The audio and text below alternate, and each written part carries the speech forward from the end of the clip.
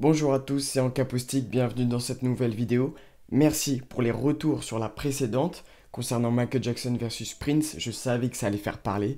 Je l'ai vu dans les commentaires, dans les retours que j'ai eus et au nombre de vues, donc je suis très content. Aujourd'hui, on va parler des release parties de Kanye West. Donc c'est les soirées qu'il a l'habitude d'organiser maintenant dans plein de stades à travers le monde pour l'annonce de ses nouveaux albums, et on va comparer ça avec le concept d'art total de Richard Wagner, donc un compositeur de musique classique. Vous allez voir qu'on peut faire le parallèle. J'ai écouté un podcast sur France Culture qui parlait justement de la vie un peu de Richard Wagner et de tous ses concepts et de tout ce qu'il a instauré un peu dans la musique classique, et ça m'a fait penser à ce que j'ai vu pendant les release parties de Kanye West. J'aurais beaucoup aimé assister, c'était incroyable à voir, les vidéos, tout ça, et il y a plein de choses qu'on peut débriefer, dans lesquelles on peut parler, et comparer ça avec plein de notions, plein de concepts plus anciens, et donc c'est ce qu'on va faire aujourd'hui dans cette nouvelle vidéo. Si ces vidéos vous plaisent, n'hésitez pas à vous abonner, à partager, et à suivre les actualités sur les réseaux sociaux. Vous n'êtes pas à l'abri d'avoir un nouveau spectacle, Fantasy Minor ou un autre qui passe à côté de chez vous, donc peut-être qu'on peut se rejoindre là-bas.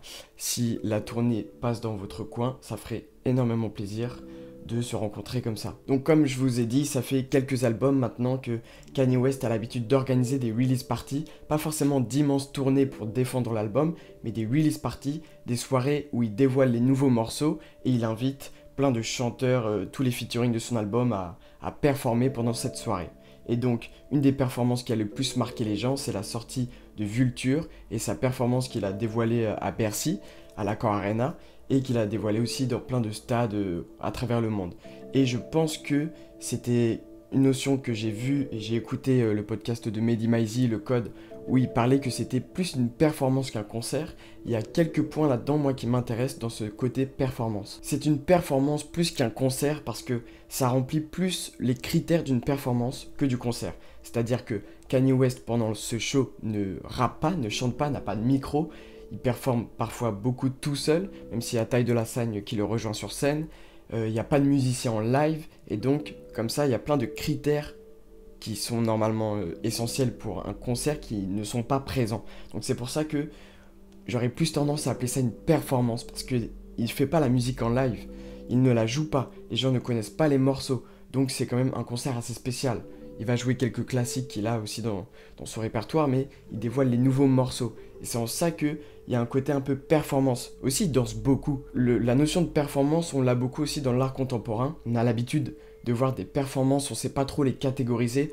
On ne sait pas si c'est du théâtre, on ne sait pas si c'est de la danse, si c'est de la musique, si c'est une performance d'art plastique, on ne sait pas. Ça brouille comme ça un peu les pistes, ça réunit un peu les genres, et c'est ce qui nous amène vers le point d'art total, le concept d'art total de Richard Wagner.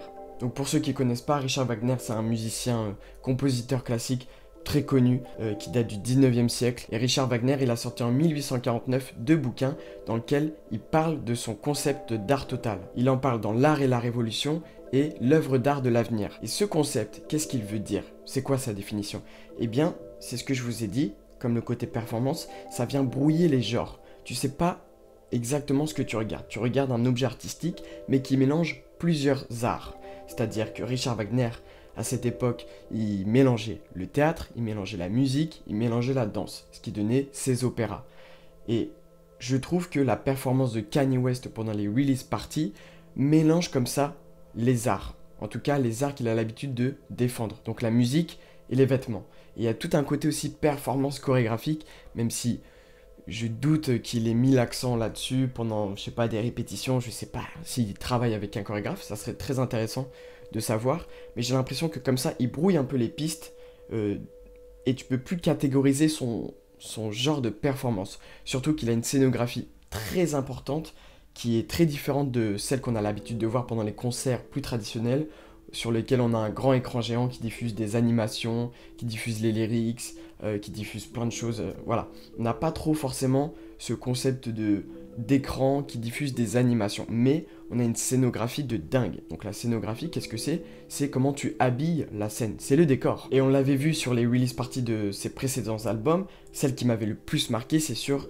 Donda 2, il me semble, où il avait une maison un peu dans le style Tim Burton. Il avait ramené Marilyn Manson, et c'était un truc très deep, très gore, un peu voilà, dans l'univers de Tim Burton.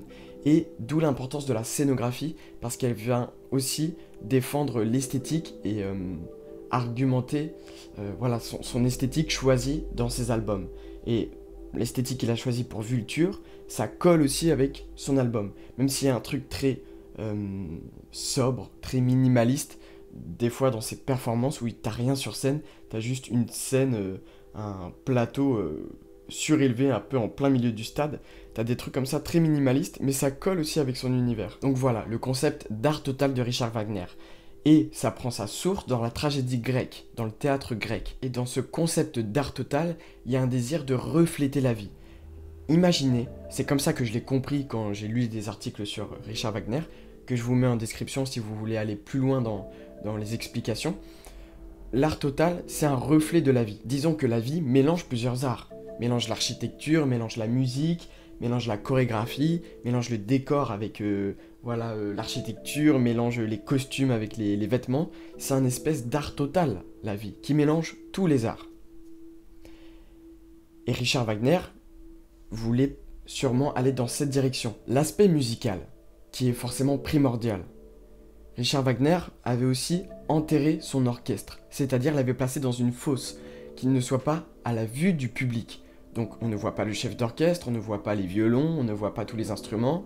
Voilà, on enterre l'orchestre. Et là où je veux en venir, c'est que, comme Kanye West, tu ne vois pas les musiciens. C'est juste de la musique enregistrée. Et la volonté de Richard Wagner, en enterrant l'orchestre, c'était de proposer une expérience plus immersive dans ce que tu voyais sur scène. Et il y avait aussi cette volonté un peu de mystifier la musique. Tu sais pas d'où elle sort, elle est un peu divine, elle sort de je ne sais où, et tu te focuses sur l'action qu'il y a devant toi. Et j'ai l'impression qu'on retrouve la même sensation, je parle bien de sensation, quand on regarde les release parties de Kanye West. Parce que tu sais pas d'où sort la musique, des enceintes, mais il y a comme ça un espèce d'aspect très divin, et qui se retrouve même dans sa musique, où la musique sort de plus haut que toi, du ciel, etc., et vient habiller ce qui se passe sur scène, comme la bande-son d'un film. Et j'ai l'impression que ça participe à mystifier ce qui se passe sur scène. Il est très important ce mot, mystifier. Et j'ai l'impression que Kanye West s'entête depuis plusieurs années à mystifier ce qu'il fait. Il se place à un niveau plus haut que les autres. Il répète tout le temps qu'il est Dieu. Il y a une musique qui emprunte beaucoup au gospel, qui devient très religieuse dans beaucoup de ses albums. Et voilà, ça participe à mystifier le personnage de Kanye West et ce qui se passe sur scène. Et ça, c'est emprunté beaucoup à cet enterrement de l'orchestre chez Richard Wagner. Je ne sais pas si Kanye West s'est inspiré de Wagner. Ce serait très intéressant aussi de le savoir. Et il cherche à sublimer son œuvre, Kanye West. Et un des outils pour moi qui est primordial là-dedans, c'est la narration. Comment tu vas venir évoquer les personnages de ton histoire, les inclure dans ton récit. Et là où je veux en venir, c'est que j'ai l'impression que c'est comme dans un opéra, où tu présentes les personnages, où pareil, ils sont... J'ai envie de répéter ça, mystifiés, mais regardez comment apparaissent les invités, les chanteurs invités pendant les performances de Kanye West. Je parle de Ty Dolla $ign, de Playboi Carti, de plein de monde, de Marilyn Manson dans ses précédents albums. C'est des personnages qui participent à la narration de l'histoire. Et j'ai l'impression que c'est comme un opéra qui vient présenter ces personnages. Encore une fois, on fait le lien avec l'opéra de Wagner. C'est-à-dire que les personnages sont dans le même univers. Ils ont un peu les mêmes costumes, ils ont les mêmes codes esthétiques, ils sont habillés tout en noir, il y a un truc un peu sombre, surtout qui colle au dernier album. Et il y a un truc très diable, Dieu, il y a cette ambivalence, cette ambiguïté entre les deux, et qui se retrouve énormément dans les costumes. C'est super important, les costumes dans les release parties, dans les shows de Kanye West, et tu le vois quand Playboi Carti, Ty Dolla $ign, même North West, quand ils arrivent sur scène, ils rentrent dans l'univers. Tout est cohérent. Donc voilà, c'était ces deux points-là qui me faisaient penser à Richard Wagner, l'art total et le fait d'enterrer l'orchestre. Tu ne vois plus les musiciens en live, c'est plus vraiment un concert, c'est une performance. Et c'est une performance qui vient mélanger les arts comme l'art total de Richard Wagner. Ok ? Focalisez-vous sur ce concept d'art total qui vient mélanger les arts. Et il y a plein de divertissements culturels aujourd'hui qui viennent mélanger les arts. Le cinéma, les jeux vidéo, c'est les deux, pour moi, principaux arts qui viennent mélanger tous les autres. Les jeux vidéo, t'as toute l'importance du décor, de la chorégraphie, de la musique. Le cinéma, c'est pareil. Et je trouve ça passionnant, comme si c'était l'objectif ultime d'un artiste de mélanger tous ces arts qui l'intéressent pour en faire une œuvre d'art ultime. Et donc tu fais appel à des gens qui sont qualifiés pour ça. Je vous invite à revisualiser les shows de Kanye West et à aller voir aussi tout l'aspect scénographique qui est très important et les jeux de lumière. Bien évidemment, ça va ensemble. Donc je trouve ça très important comment il a placé le décor à un autre niveau et c'est des choses qu'on n'avait pas l'habitude de retrouver sur les autres spectacles. Et ça change des écrans géants qui diffusent des animations et des spots de lumière un peu trop répétitifs. Voilà. Je trouve qu'il amène quelque chose de nouveau et qui emprunte beaucoup à performance dans l'art contemporain, qui vient mélanger les arts, l'art total. Voilà.